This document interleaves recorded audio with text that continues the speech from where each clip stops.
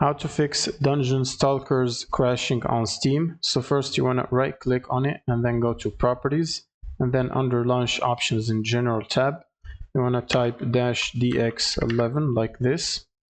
Now you want to go to the installed files, so it should look like this.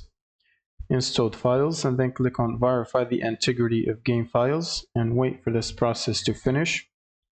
And once it's done, you want to click on the browse button, find the game's exe file, right click on it, go to compatibility tab and enable these options right here, then click on OK. Now you want to close this window and open up your GPU application where you can get updates. So for NVIDIA, it's NVIDIA app.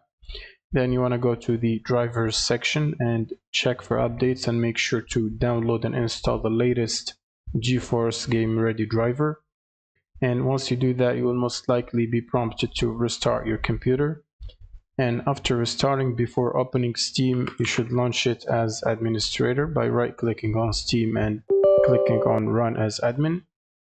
And then you should simply launch or play the game, and that should solve the problem. Thank you guys for watching and subscribe.